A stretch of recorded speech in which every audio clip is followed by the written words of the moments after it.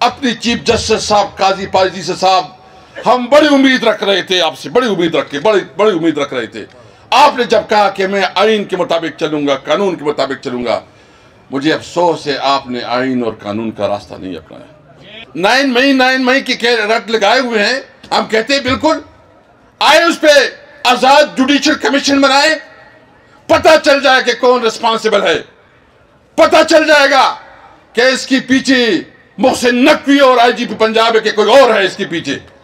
मैं यकीन से कहता हूं, ईमान से कहता हूं कि न तुम्हारी परवाह है न तुम्हारी खौफ है, और अगर तुम्हारी यह ख्याल है कि हम तुम्हारे से कोई डरेंगे, हाँ हम पुरअमन लोग हैं, कानून के ऊपर यकीन रखते हैं, लेकिन हमें उस तक ना ले जाओ कि फिर हालात तुम्हारे कंट्रोल में नहीं होंगे।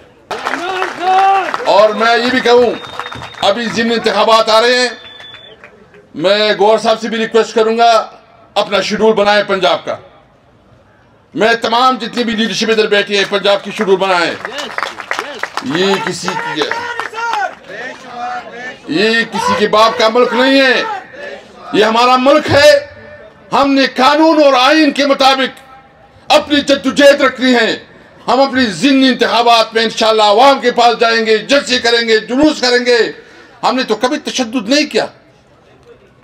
9 मई की रट लगाए हुए हैं। हम कहते हैं बिल्कुल आए, उस पर आजाद जुडिशियल कमीशन बनाए, पता चल जाए कि कौन रिस्पॉन्सिबल है, पता चल जाएगा कि इसकी पीछे मोहसिन नकवी और आईजीपी पंजाब है कि कोई और है इसके पीछे, पता चल जाएगा। ये बात याद रखे, आप हमें दीवार से ना लगाएं। हर एक चीज की एक हद होती है और आप अपनी तमाम हुदूद को क्रॉस कर चुके हैं। मैं यकीन से कहता हूं, ईमान से कहता हूं कि न तुम्हारी परवाह है न तुम्हारी खौफ है, और अगर तुम्हारी यह ख्याल है कि हम तुम्हारे से कोई डरेंगे, हाँ हम पुरअमन लोग हैं, कानून के ऊपर यकीन रखते हैं, लेकिन हमें उस तक ना ले जाओ कि फिर हालात तुम्हारे कंट्रोल में नहीं होंगे। तुम्हारी IMF के साथ फैसले करो, तुम बड़ी बड़ी डिसीजन लो, तुम्हारे पास तो मैंडेट नहीं है। तुम जो असेंबली में बैठे हो, तुम तो जारी, तो तुम तो मुस्तरदशुदा हो, तुम तो रिजेक्टेड हो।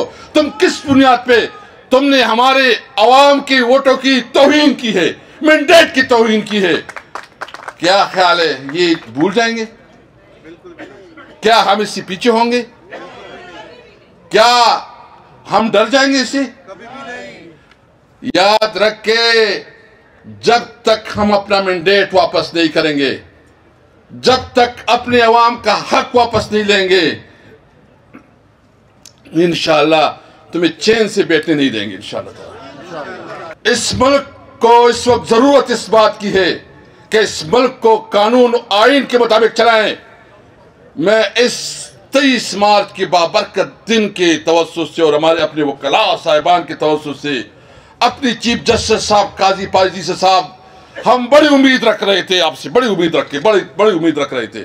आपने जब कहा कि मैं आइन के मुताबिक चलूंगा, कानून के मुताबिक चलूंगा, मुझे अफसोस है आपने आइन और कानून का रास्ता नहीं अपनाया।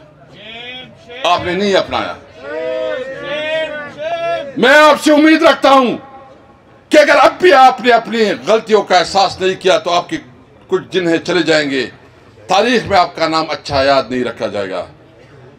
मेहरबानी करे, आइन और कानून के मुताबिक, मेरिट के मुताबिक फैसले करे।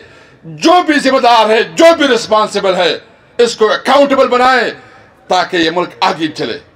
हमारे नौजवानों में मायूसी फैल रही है, हमारे नौजवानों में इस वक्त, लेकिन मैं अपने नौजवानों को कहता हूं कि इमरान खान वो लीडर है जिसने अपनी जिंदगी की परवाह नहीं की। वो इस वक्त जेल में है, लेकिन आपके लिए है और इस मुल्क के लिए और इस मुल्क के अवाम के लिए है। इमरान खान इंशाअल्लाह ताला, इमरान खान इंशाअल्लाह इस मुल्क को इस बौर से निकालेगा। यहां इस मुल्क में जो नफरतें बन गई है, इमरान खान वाहिद लीडर है। जिस तहरीक इंसाफ में यहाँ शिया भी है, यहाँ सुन्नी भी है, यहाँ पख्तून भी है, यहाँ पंजाबी भी है, यहाँ सिंधी भी है, यहाँ महाजिर भी है, यहाँ कश्मीर और गिलगित बल्चिस्तान के लोग हैं। ये तहरीक इंसाफ पाकिस्तान का एक खूबसूरत गुलदस्ता है, इत्तेहाद का, यकजहती का, इत्तेहाद का, यकजहती का गुलदस्ता है। ये पाकिस्तान हमारा है, ये पाकिस्तान के ऊपर जो भी उंगली उठाएगा, पाकिस्तान को बुरी नजरों से देखा गया, तो हम वो आंखें निकालेंगे जो पाकिस्तान के ऊपर बुरी नजर दिखाए। लेकिन मैं ये कहता हूं कि वो लीडर जिसने पूरी कौम को मुत्तहिद किया, आपने इसको जेल में डाला है, जिस लीडर ने शौकत खानम अस्पताल बनाए, यूनिवर्सिटी बनाई और कौम की खातिर, वो पाकिस्तान का कायद इमरान खान इंशाअल्लाह बोल जल्द निकलेगा और इस मुल्क का वज़ीर आज़म बनेगा इंशाअल्लाह ताला।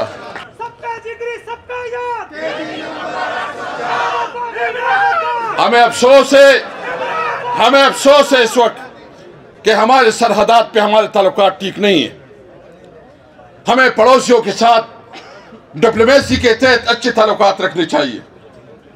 इंडिया के साथ पहले से हमारे ताल्लुकात खराब है। अफगानिस्तान के साथ जो हालात है, इस पर हमें शदीद तशवीश है और हम समझते हैं कि हालात की नज़ाकत को सामने देखते हुए हमें अपनी डिप्लोमेसी या डिप्लोमेटिक चैनल को इस्तेमाल करना चाहिए। 23 मार्च 1940 को जब कायद आज़म मोहम्मद अली जिन्ना ने मिंटो पार्क में अपने खिताब का आगाज़ किया तो उन्होंने कहा कि हम 15 महीने बाद मिल रहे हैं। 1938 के दिसंबर में पटना में आखिरी मुलाकात, आखिरी मीटिंग, उनकी बड़ी मीटिंग उनकी पार्टी की हुई थी। मुझे याद आ रहा है वो वक्त जब हमारे मेज़बान ख़ास जनाब रऊफ़ हसन साहब और चंद एक और दोस्त, कभी कभी मैं भी उनमें शामिल होता था, पीटीआई के सेंट्रल सेक्रेटेरिएट में पिछले चंद माह में आते रहे और सामना करते रहे बंदिशों का। दफ्तर सील होता रहा, दफ्तर बंद होता रहा और फिर आहिस्ता आहिस्ता 8 फरवरी के बाद हमारे उस सेंट्रल सेक्रेटेरिएट की और हमारी महफिलों की रौनकें बहाल हो रही हैं। इसी तरह कायद आज़म ने अपने कारकुनान और अपनी आवाम से कहा कि जब हम आखिरी दफ़ा मिले थे, हमने अपने आप को एक फ़र्ज सौंपा था कि हम मुल्क भर में अपने आप को मुनज़्ज़म करें। उसके बाद क्या हुआ? 1937 में एक इंतखाब हुआ था जिसमें उनकी पार्टी को बहुत बड़ी शिकस्त फाश हुई थी। 2 या 3 नशिस्तें मिली थी, 4 नशिस्तें 80-85 में से, और उन 4 में से भी 2 लुढ़क कर दूसरी तरफ चले गए थे। लोटे तब भी होते थे 1937 में। लेकिन उसके बाद क्या होता है? कायद याद कराते हैं कि हमने हर ज़िमनी इंतखाब में कामयाबी हासिल की। कायद ने फरमाया 1940 में कि यूपी का उस वक्त सूबा जो था उसके ऐवान में 100% कामयाबी जो है, जिस तरह आज हमको खैबर पख्तूनख्वा में तकरीबन जो है वो हासिल हुई।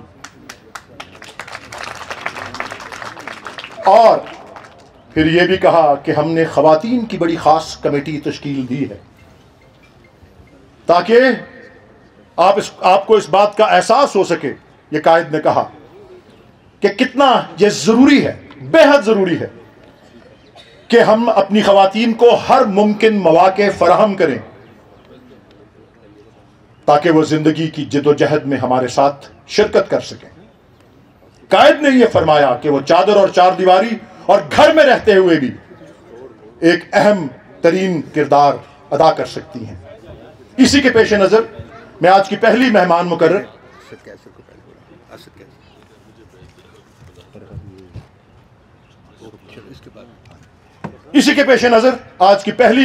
मुकर्रर जिनको मैं दावत खिताब दूंगा वो हमारी एक साबिक खातून मेंबर सूबाई असेंबली और इंशाअल्लाह आने वाले वक्त में बराह रास्त मेंबर कौमी असेंबली जनाब सिमाबिया ताहिर हैं। इस्तकबाल कीजिए।